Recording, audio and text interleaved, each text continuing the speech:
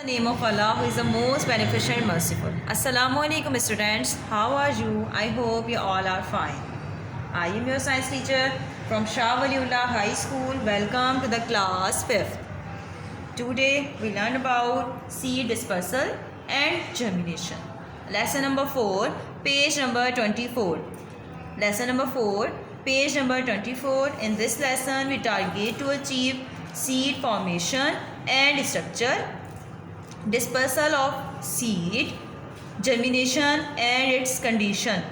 Seed formation, a process called fertilization, takes place in plant in which a male reproductive part of plant fuses with a female reproductive part, which results in a formation egg cell. These egg cells divide many times and produce a miniature plant called seed or embryo. Flowering plant can be divided into two major groups, the monocotyledon and the dicotyledon. Flowering plant divide होता है two major groups में, the monocotyledon and a dicotyledon. Mono means one and di means two. For example, rice. It has a single seed cotyledon, means monocotyledon. Okay. Now red bean is a dicotyledon. Because it has two parts. Look at this. Because it has two parts. Rice is a monocotyledon and red beans is a dicotyledon. Okay students. Now seed structure. The seed contain a miniature plant, the embryo, which consists of a root or radicle and a shoot or plumule. Seed dispersal. When the seeds are mature, the whole fruit or the individual seeds fall from the parent plant to the ground and the seed may then germinate. In many plants, the fruit or seeds are adapted in such a way that they are carried a long distance from the parent plant. Seed dispersal कहा जाता है. For example, seed जब fall होता है, मतलब कोई भी fruit का सीड जब फॉल होता है, गिरता है अपने पेरेंट प्लांट से अलग होकर, थोड़ा सा डिस्टेंस कवर करता है. अगर वहाँ पर सॉइल के फैक्टर्स कंप्लीट होते हैं तो जर्मिनेट होना शुरू हो जाता है. वो डिस्टेंस कवर करता है बाय विंड, बाय वाटर और by animals. Okay. Number 1, dispersal by wind. The fruit and the seed which are dispersed by wind have adopted certain features. Some seed from plants like cottonwood tree are lighted and have feathering bristles and can be carried a long distance by wind. यहाँ आपको बताया गया है cottonwood tree जब wind के ज़रिए एक जगह से दूसरी जगह मूव करता है या डिस्टेंस कवर करता है और वहाँ डिस्टेंस कवर करता है और फॉल आउट होता है, मतलब गिरता है, और किसी ऐसी जगह गिरता है जब सॉइल फैक्टर्स कंप्लीट हो रहे हों तो सीड डिस्पर्स होना शुरू होता है, जर्मिनेट होना शुरू हो जाता है. इसी तरह आपके पास है सेकंड प्रोसेस में dispersal by water. Some plants produce seed और fruits which are specialized to float on water surface and are easily dispersed by water. Such plants usually grow in or near water. Example includes है यहाँ पे coconut which is carry a long distance away from mother plant by sea or the ocean current. यहाँ आपको बताया गया है, coconut की example देके बताया गया है कि अगर एक कोकोनट अपने पेरेंट प्लांट से गिरता है, पेरेंट प्लांट से अलग होता है और गिरने के बाद वो डिस्टेंस कवर करता है, डिस्टेंस या तो किसी पानी की सतह, पानी की जगह, अगर वो किसी ऐसी जगह पे गिर रहा है, फॉल आउट हो रहा है जहाँ की सॉइल के फैक्टर्स कंप्लीट हैं, तो वो जर्मिनेट होना शुरू हो जाता है. वो कोकोनट जो है वो जर्मिनेट होना शुरू होता है, कोकोनट प्लांट जर्मिनेट होना शुरू हो जाता है. इसके बाद है डिस्पर्सल बाय एनिमल्स. एनिमल्स के थ्रू किस तरह होता है?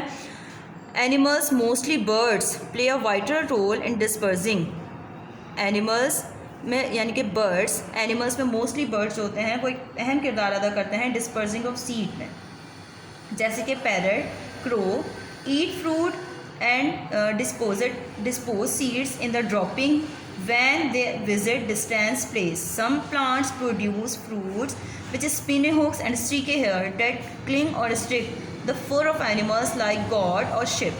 In this way, such fruit or seed can be dropped away from mother plants. Dispersal by animals में बताया गया है कि बर्ड्स और एनिमल्स कोई हार्ड सीड ईजिली च नहीं कर पाते, जिसकी वजह से जब वो वेस्ट प्रोडक्ट पास आउट करते हैं किसी ऐसी जगह पे जहाँ सॉइल के फैक्टर्स कंप्लीट होते हैं तो वहाँ सीड जर्मिनेट होना शुरू हो जाता है। इसी तरह एनिमल्स हैं कि एनिमल्स की जो मतलब जो उनके हेयर्स होते हैं, हेयर्स में जब कोई सीड रह जाता है और वो एक जगह से दूसरी जगह मूव करते हैं और सॉइल पे किसी ऐसी जगह पे वो सीड आपका फॉल आउट होता है जब सॉइल के फैक्टर कंप्लीट हो रहे हों तो वहाँ भी सीड जर्मिनेट होना शुरू हो जाता है bye animals. Okay, now germination. When the seed is sown in the ground or fall on the ground after its dispersal from parent plant, it begins to grow. This process is called germination. When a seed is sown, जब बीज को बोया जाता है in the ground में और fall on the ground या फिर वो ग्राउंड में गिरता है by dispersal by animal, dispersal by water और dispersal by wind, तो क्या होता है वहाँ पे सीड जर्मिनेट होना शुरू हो जाता है। वो प्रोसेस हमारे पास क्या लाता है, germination. A seed just shed from its plant contain only 5 to 20% water compare with 80 to 90% in mature plant tissue. यहाँ पर है आपके पास kinds of germination. Kinds of germination में आपके पास है germination in which the cotyledon remain the soil is called hypogeal germination. Germination in which cotyledon come up above the soil is called epigeal germination. Kinds of germination हमारे पास 2 types की हैं, hypogeal germination और एपीजेल germination. Hypogeal germination में आपको बताया गया है the seed absorb air and water through the hole in the testa. कहा गया है जब सीड एब्जॉर्ब करता है एयर और water through the hole in the testa, testa में जो एक होल मतलब सुराख होता है उसके ज़रिए जब एयर और वाटर एब्जॉर्ब करता है द टेस्टा क्रैक, ये टेस्टा फिर क्रैक होता है and the root of the embryo come out, और रूट ऑफ एम्ब्रॉय निकलना शुरू हो जाता है, it grow downward and the protected by a root cap, ये नीचे की तरफ आता है और फिर क्या होता है, प्रोटेक्ट करता है रूट कैप से।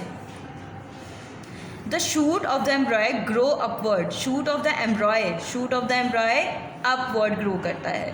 New leaves grow on the shoot, leaves पे शूट पे नए लीव्स बनना शुरू होते हैं। And a new plant is form, the root and shoot use the food stored in the cotyledon to grow. Use the food stored in the cotyledon to grow. Now epigel germination. The seed absorb air and water through the hole in the testa.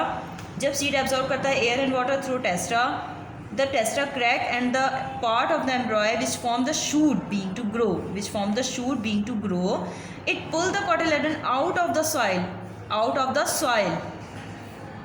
soil से मतलब मिट्टी से बाहर निकलना शुरू होता है। The cotyledon provide food for the growing plant until its leaves grow, then the cotyledon drop off. As the shoot grow upward, the root start growing downward. It absorb water and salt for the growing plant. यहाँ आपको बताया गया है कि जब आप कोई बीज बोते हैं, बीज बोने के बाद रेडिकल मतलब आपके पास जो होता है वो रेडिकल ब्रस्ट होता है। रेडिकल ब्रस्ट होने के बाद उसकी जो सीड पे जो हार्ड कवर होता है वो ब्रस्ट होता है और फिर इसमें से टेस्टा मतलब निकलने लगता है।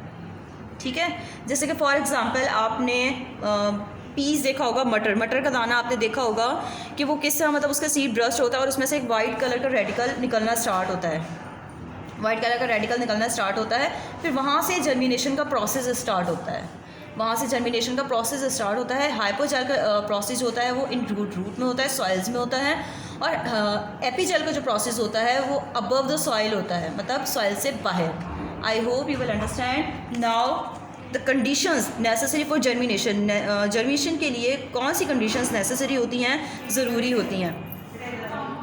The factor necessary for germination to take place are, वो फैक्टर्स जो कि बहुत ज़्यादा अहम होते हैं जर्मिनेशन में, is light, water, warmth and oxygen. Means light, water, temperature and oxygen. Okay students, I hope you will understand. Okay students, this is your assignment. Read the lesson carefully and fill it. Now question number 1, fill the blanks, fill the table. Now question number 2, what are 3 necessary conditions for germination? Light, warmth, oxygen. Okay, what does photosynthesis means? Photosynthesis is the process by which plants manufacture their own food. What are the 2 major groups of flowering plant? 2 major groups of flowering plant: vegetative parts and reproductive. Okay, how does a plant absorb sunlight? Question number 6, complete the following. आपने equation complete करनी है. Question number 7, mark tick for true and cross for false. Now question number 8, draw diagram of seed formation. आपने diagram draw करनी है seed formation. Read the lesson carefully and fill it. Okay students, we will meet in our next class. Till then, Allah Hafiz.